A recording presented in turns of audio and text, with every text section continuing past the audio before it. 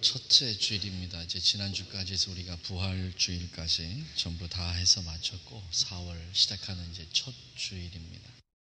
이렇게 교회에 손님들이 많이 와 계신데 우리 가족들 중에서 이렇게 교회에 와서 예배를 드리는데 혹시 교회의 천장을 한번 쳐다보신 분 계십니까? 이제야 고개 제치지 말고 간혹가다 제가 교회에 와서 이렇게 철야 아닌 철야한다고 이렇게 강당에 누워 있을 때가 있습니다. 누워서 하늘을 보면 두 가지 생각이 나요. 하나는 꼭 요나가 큰 물고기의 뱃속에 들어갔을 때 그 뱃속이 이런 모양이었지 않았을까. 꼭 그 생선 가시처럼 생겼잖아요. 그래서 기도하면서 그 생각합니다. 하나님, 요나가 큰 물고기 뱃속에 들어가서 그렇게 기도할 때 하나님 응답해 주셨듯이 제가 이곳에서 기도할 때 나의 실수와 허물 다 용서하시고 하나님께서 부족한 종의 기도를 꼭 들어주셨으면 참 좋겠습니다 라고 그렇게 기도합니다. 또 다른 하나는 이렇게 루프처럼 생겨있는 게 있는데 그게 몇 개인지 세보셨습니까? 한 몇 년씩 와도 천장 볼 일이 별로 없어요. 우리는 땅을 보고 살지 하늘을 보고 살지 않아요. 그래서 천장이 어떻게 생겼는지 잘 모르는데 이 루프가 7개입니다. 누가 생각나죠? 노아의 무지개가 생각이 납니다. 세상이 다 물로 심판받고 노아의 가족만 남아서 얼마나 쓸쓸하고 외롭고 죽음의 공포 속에서 1년을 보내게 되잖아요.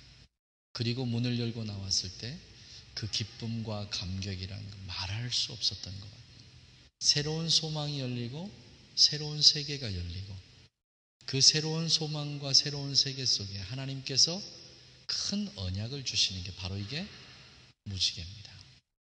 다시는 내가 세상을 물로 심판하지 않겠다. 하나님의 언약이.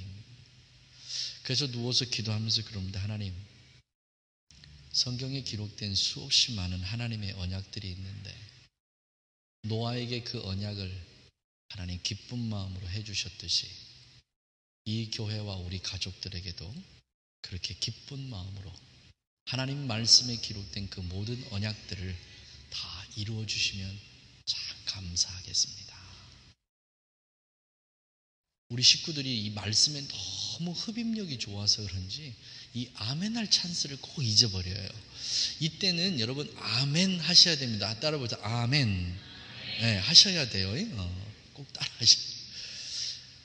그래서 기도할 때마다 또는 이렇게 와서 볼 때 이렇게 천정을 제가 간혹 쳐다봅니다. 하나님의 언약이 깃든 곳이 바로 이것이다.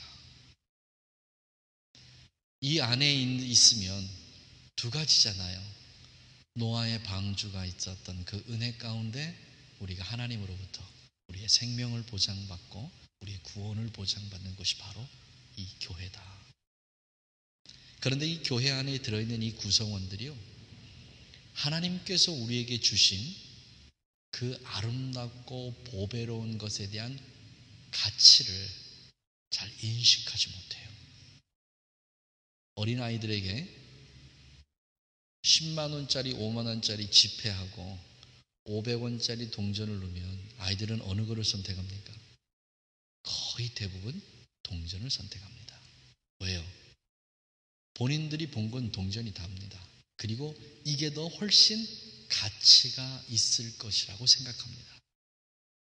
마치 우리 믿음의 사람들이 신앙생활 하면서 하나님께서 큰 것도 주시고 작은 것도 주시는데 우리는 늘 어느 쪽을 바라보냐면 작은 것을 바라보는 그런 경향이 있습니다.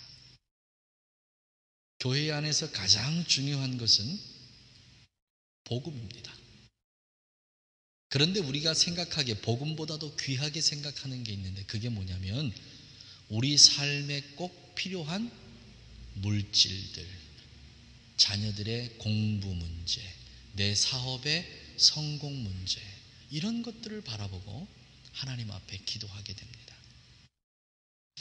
이런 것들을 보면서 왜 우리 가족들이 하나님께서 더 좋은 것, 더 복된 것, 더 소중한 것을 주셨는데 왜 이것을 깨닫지 못할까? 어린아이들이 동전과 지폐를 주면 어렸을 때는 동전을 선택하지만 그 아이가 점점점 커가면서 이 지폐의 가치를 알기 시작하면서부터는 동전과 지폐 중에 이제 지폐를 선택하기 시작합니다. 신앙인들이 말씀 안에서 신앙생활을 해나가면서 성장해야 되고 성숙해져야 되는데 아직도 우리는 동전과 지폐 두 가지를 놓았을 때 아직도 동전을 선택하는 그런 어리석은 아직 이화적인 그런 신앙생활을 하고 있다는 사실입니다. 그렇다면 이렇게 성장이 멈춰버린 우리의 신앙을, 우리의 믿음을 어떻게 성숙하게 할 수 있겠느냐? 어떻게 잘할 수 있게 하겠느냐? 어떻게 조금이라도 더 십자가 앞으로 가까이 갈 수 있게 할 수 있겠는가? 오늘 이민사회 속에서 이민생활하는 우리들에게는 대단히 중요한 문제입니다. 한국 경제만 어려운 것이 아니고 세계 경제만 어려운 게 아니고 우리 호주 경제도 사실은 대단히 어렵습니다. 많은 사람들이 일자리를 얻고 싶어도 이제는 일자리가 부족하고 하루하루 한 주 한 주 내 삶을 연명하기가 참 어렵고 힘든 시기가 바로 이런 시기가 아닌가 싶습니다. 오늘 우리가 읽은 이 본문 말씀에 예수님께서 이 말씀을 하셨을 때 그 상황도 역시 우리보다 더 열악하면 열악했지 더 나은 상황은 아니라는 겁니다. 그저 하루 벌어서 하루를 먹고 살아야 될 그렇게 힘든 삶을 살아가고 있는 사람들이었지만 오늘 말씀해 보니까 예수님께서 집에서 나와서 바닷가에 앉으시자마자 큰 무리들이 예수님을 따라왔습니다. 이 사람들에게 있어서 지금 정작 중요한 것은 예수님의 말씀을 듣는 것이 중요한 것이 아니고 오늘 하루 내가 가서 일을 하고 품삯을 받아야 우리 가족들이 오늘 하루를 살아갑니다. 그런데 본문 말씀에는 뭐라고 되어 있냐면 큰 무리가 예수님 앞으로 모였다는 겁니다. 이 사람들은 내가 오늘 무엇을 먹고 어떻게 살아야 하는 이 문제보다 예수님께서 우리에게 어떤 말씀을 주시는지 그 말씀을 듣기 위해서 그 말씀을 사모하는 마음으로 나와 있다는 겁니다. 오늘 우리의 모습과 똑같습니다. 주일날 나가서 일하면 더 많은 돈을 받을 수 있습니다. 그런데 그것보다도 하나님 앞에 와서 예배하는 것이 우리가 더 중요하게 생각되고 하나님 앞에 와서 예배하는 것이 우리가 돈을 벌러 나가는 것보다 더 가치 있게 생각하기에 오늘 이 시간에 여러분 나와 계신 줄 믿습니다. 이때도 뭐 해야 돼요? 아멘 해야 됩니다. 너무 저한테 몰입하지 마시고 아멘의 찬스를 잘 찾으셨으면 좋겠습니다. 얼마나 기쁜지 몰라요. 그런데 우리의 몸이 이곳에 와서 앉아 있다고 모든 것이 다 해결되는 건 아니라는 사실입니다. 그 무리들을 보고 예수님께서 지금 네 종류의 신앙과 믿음을 가지고 말씀하십니다. 나의 모든 삶을 다 내려놓고 주님 앞에 온 그들에게 주님께서는 너희들이 내가 지금 하는 이 천국 복음을 듣기는 들으나 너희들의 삶 속에 이 말씀이 능력으로 임하지 못하고 너희들의 삶 속에서 내 말이 어떤 큰 영향력을 발휘하지 못하는 이유가 무엇인 줄 아느냐? 지금 이것을 예수님께서 가르쳐주고 계십니다. 자, 우리 본문으로 다시 봅니다. 자, 17절 말씀 보겠습니다. 내가 진실로 너희에게 이르노니 많은 선지자와 의인이 너희 보는 것을 보고자 하여도 보지 못하였고 너희가 듣는 것을 듣고자 해도 듣지 못하였느니라. 여러분, 지금 예수님께서 이들에게 증거하시는 말씀, 이 천국 복음이 얼마만큼 값진 것이냐라고 하는 것을 지금 이 앞에 있는 무리들은 몰라요. 오늘 여러분 이 시간에 하나님 앞에 나와서 말씀을 듣는 이 값어치가 얼마만큼한 값어치냐면 구약의 전 역사를 통해서 선지자들이나 선택받았던 이스라엘이나 혹은 하나님의 말씀을 사모했던 그 어떤 사람들도 아무도 이 복음을 귀로 듣거나 하나님의 능력을 눈으로 확인한 사람이 없다는 사실입니다. 하나님의 말씀을 듣고 싶습니다. 그 능력의 말씀을 우리가 듣고 싶습니다. 그 기적의 현장에 내가 있고 싶습니다 하고 그들의 마음의 소원을 가지고 있었어도 선지자나 선택받았던 모든 사람들, 본문에는 의인이라고도 기록됩니다. 이 사람들은 이것을 모르고 못 보고 했다는 사실입니다. 이만큼 오늘 듣는 우리의 하나님의 말씀이 이렇게 큰 가치와 큰 능력이 있는 하나님의 말씀인 줄 믿습니다. 이 말씀을 도대체 왜 들어야 되는지, 무엇 때문에 들어야 되는지 그 이유를 말씀하시면서 18절에 예수님의 안타까운 말씀이 거기에 기록이 됩니다. 그런즉 씨 뿌리는 비유를 들으라. 아무나 천국 말씀을 듣고 깨닫지 못할 때는 악한 자가 와서 그 마음에 뿌리운 것을 빼앗나니 이는 곧 길가에 뿌리운 자라. 무엇 때문에 우리의 믿음의 성장이 멈췄는가? 신앙의 성장이 멈췄는가? 첫 번째는요, 길가에 뿌리웠다 그랬습니다. 이 길가에 뿌리웠다는 이 말씀은 어떤 말씀이냐면 하나님의 말씀을 듣기는 들으나 그 말씀을 수용할 수 있는 마음 자세가 안 되어 있다는 겁니다. 그래, 오늘도 교회 가서 목사님 설교하시지. 하지만 내가 들을 말은 뭐가 있겠어? 늘 좋은 말씀 하시는 거지 뭐. 마음에 하나님의 말씀을 사모하는 마음이 없다는 거예요. 여러분, 하나님의 말씀을 사모한다는 뜻은 내가 그 말씀을 듣고 아멘으로 화답하고 이 아멘으로 화답한 말씀을 내 삶 속에 적용하는 겁니다.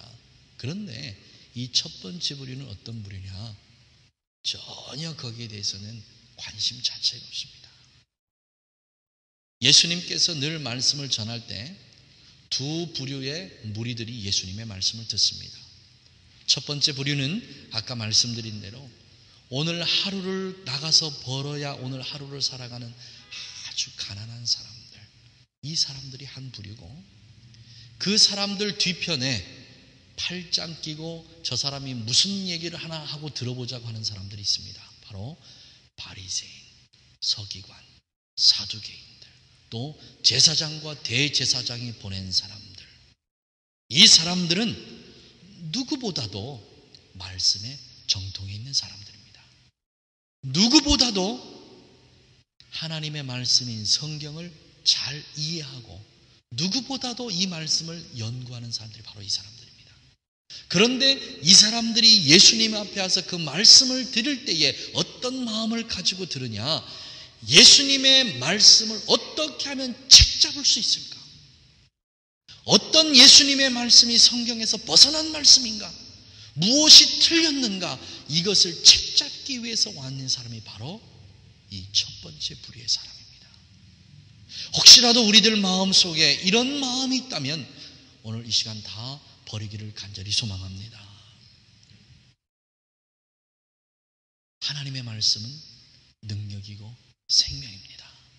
이 말씀이 우리 속에 들려질 때에, 내 귀에 들려질 때에 우리를 변화시키는 능력이 있을 줄 믿습니다. 중요한 것은 무엇이냐? 내가 하나님의 말씀을 사모하는 마음이 있어야 된다는 사실입니다.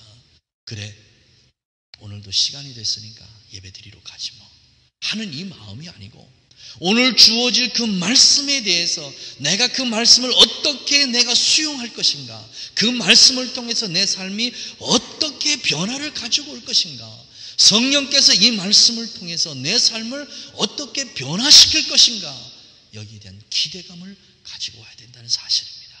사랑하시는 우리 가족 여러분, 혹시라도 오늘 말씀 전하는 저 때문에 여러분의 마음이 닫혀있지 않기를 간절히 소망합니다. 혹시라도 함께 앉아있는 우리의 가족들 간의 문제 때문에 복음이 들어가지 못하게 우리의 마음의 문이 닫혀있지 않기를 간절히 소망합니다. 주님 앞에 기도하십시오. 서로의 막혀있는 담을 헐기를 주님의 이름으로 간절히 소망합니다. 들어지는 그 말씀이 사단의 먹잇감이 되지 않기를 주님의 이름으로 간절히 축원합니다. 그 다음에 두 번째 부류가 있는데, 이 두 번째 부류가 어떤 부류예요? 20절 말씀입니다. 돌밭에 뿌리웠다는 것은 말씀을 듣고 즉시 기쁨으로 받되 그 속에 뿌리가 없어 잠시 견디다가 말씀을 인하여 환난이나 핍박이 일어나는 때에는 곧 넘어지는 자요. 말씀을 받습니다. 기쁨으로 받습니다. 얼마나 좋은지 모릅니다. 아멘, 아멘 합니다. 그런데 이 말씀을 내 삶 속에 적용을 하려다 보니까 얼마나 많이 어렵습니까? 참 힘들죠. 금요일 날 설교할 때 제가 태국에 있는 우리 꽌수교회 고등학교 3학년 여자아이가 어떻게 하나님의 말씀을 지키기 위해서 무엇을 버렸는지를 제가 잠깐 간증을 드렸습니다. 그런 예가 없는데 태국의 고등학교 3학년 아이가 아주 공부를 잘 했다고 그래요. 이 아이는 뭐 대학에 틀림없이 들어갈 수 있는 아이인데, 근데 주일날 예배 시간에 맞춰서 시험을 보게 돼 있답니다. 이 아이가 고민을 하기 시작했습니다. 어떻게 해야 되지? 시험을 보러 가야 되는가? 아니면 예배를 와야 되는가? 자, 우리 자신들과 여러분의 자녀들이 이 상황에 놓여 있다면 여러분 자신은 어떤 선택을 하고, 또 우리 부모님들은 우리 자녀들에게 어떤 선택을 하라고 권해 주시겠습니까? 그런데 이 아이가 고민을 하다가 시험을 포기하고 예배를 왔습니다. 그러니 그 예배가 제대로 예배가 드려지겠습니까? 그래도 예배에 집중하다 보니까 얼마나 마음이 아프겠습니까? 마음이 많이 상했겠지요. 그거를 알고 계신 우리 장정수 선교사님이 그 아이를 위해서 참 많이 기도하셨겠지요. 눈에 직접 확인하지 않더라도 그날 그 예배가 어떤 예배였을 거라고는 상상이 갑니다. 그 한 아이 때문에 그 예배가 얼마나 힘들었을까. 그리고 그 아이에 대한 간증을 글로 해서 저희들에게 보내주셨습니다. 그런데 놀라운 기적이 일어났습니다. 고등학교, 대학 시험을 보지 않은 이 고3 여자아이를 어느 한 대학에서 특채하기로 했다는 사실입니다. 또 잊어버리셨어. 하나, 둘, 셋. 이건 내 얘기가 돼야 됩니다. 여러분, 이 이야기가 태국에 있는 어떤 한 소녀의 이야기가 아니고 오늘 이 말씀을 듣는 우리의 이야기가 돼야 될 줄 믿습니다. 모든 걸 다 포기한 겁니다. 고3입니다. 태국의 상황 참 열악합니다. 대학을 가지 아니하면 그 아이의 인생은 이제 끝나버리는 인생입니다. 그 아이는 자기의 인생을 포기하고 하나님을 선택했습니다. 하나님을 선택했을 때 그 아이에게 하나님께서 주신 선물은 뭡니까? 내가 너와 함께 한다는 사실입니다. 내가 너를 버리지 아니하고 내가 너를 떠나지 아니하고 내가 너와 함께 한다. 세상에 있는 모든 사람들은 너를 다 잊어버리고 너를 무시하고 너를 멸시하고 천대한다 할지라도 내가 너의 이름을 내 손바닥에 기록하고, 젖먹이는 어미가 그 아이를 혹시 잊어버린다 할지라도 나는 너를 잊지 않겠다고 그 약속하신 그 약속의 말씀을 이 아이는 확인하지 않았겠습니까? 여러분이 이 아이가 되시기를 주님의 이름으로 간절히 축원합니다. 이민사회 속에 살아가면서 때때로 얼마나 많은 일들이 우리 앞에 있습니까? 하나님 앞에 와서 예배를 드려야 되는가? 아니면 내가 이 일을 해야 하는가? 얼마나 많은 갈등과 갈림길이 우리에게 있습니까? 특별히 가정을 책임지고 있는 우리 가장들의 입장에서 본다면 이 문제가 얼마나 어려운 문제겠습니까? 비자 문제를 앞에 놓고 있는 사람이라면 이 문제가 얼마나 더 심각합니까?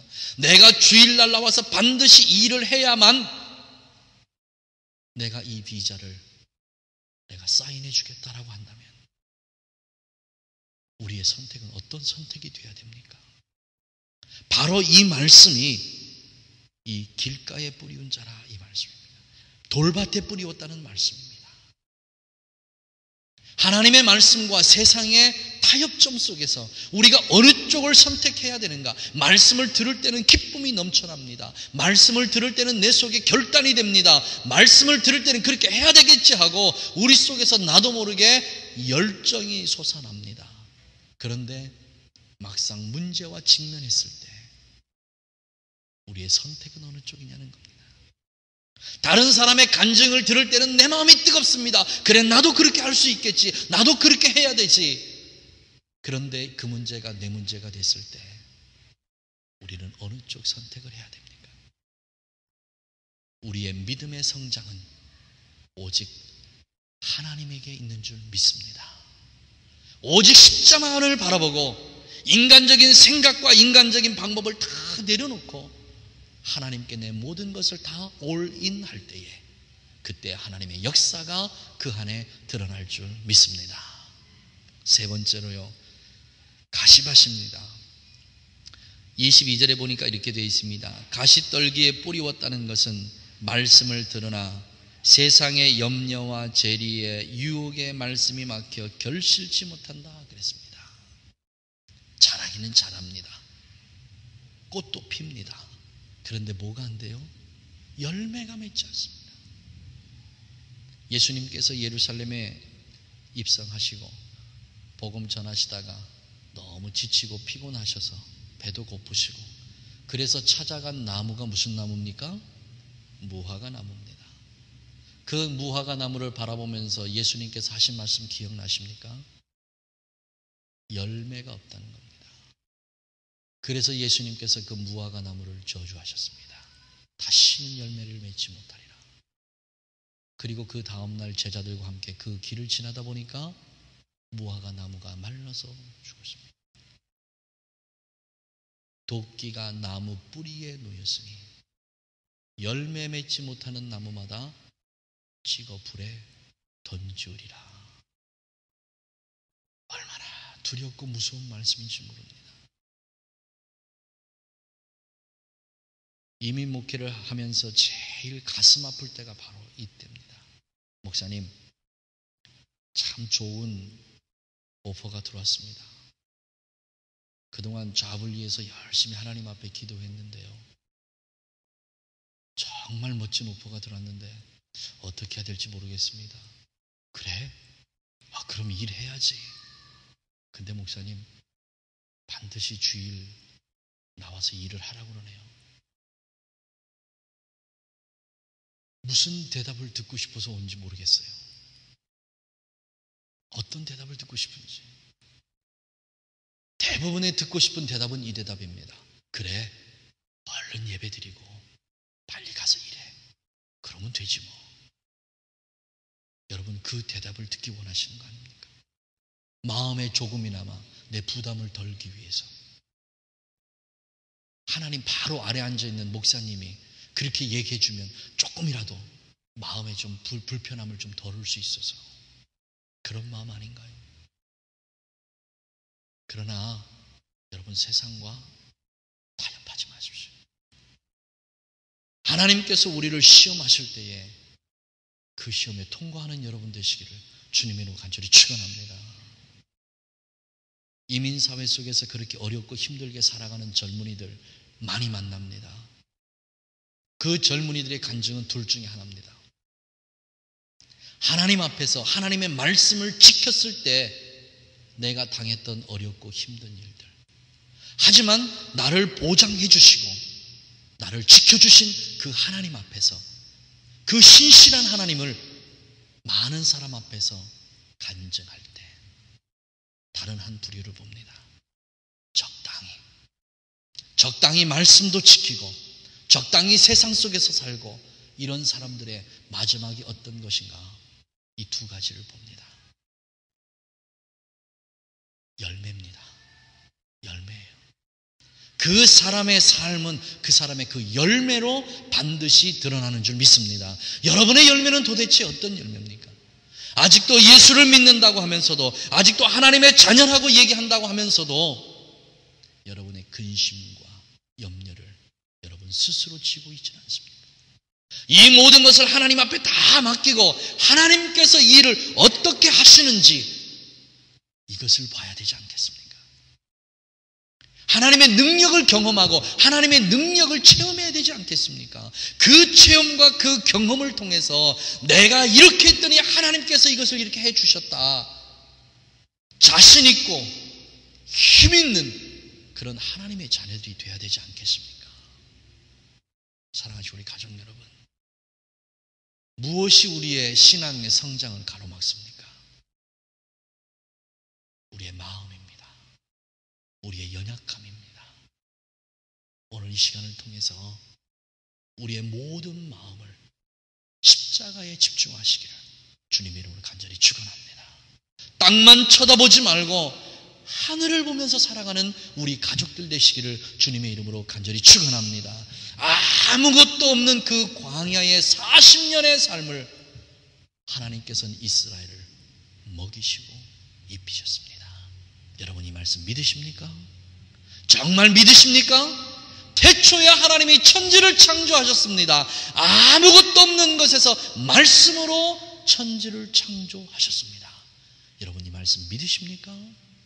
이 말씀을 믿는다면 여러분이 가지고 계신 근심과 염려와 이 모든 것들 하나님 앞에 다 내려놓으시기를 간절히 원합니다.